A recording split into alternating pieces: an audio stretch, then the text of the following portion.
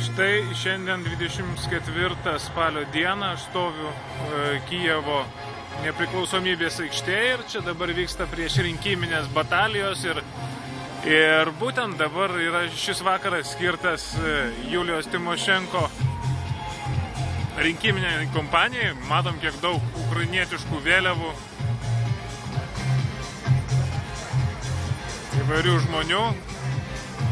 Pagal dabartinius duomenis šios dienos jinai pirmauja labai nežymiai.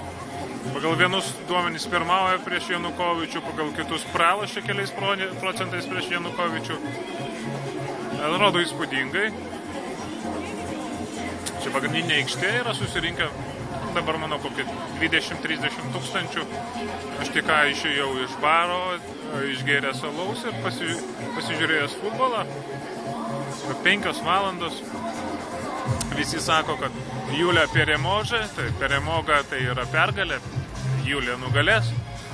Va toks reportažas iš Kijevo Maidan Nezaležnosti, tai yra nepriklausomybės aikštės.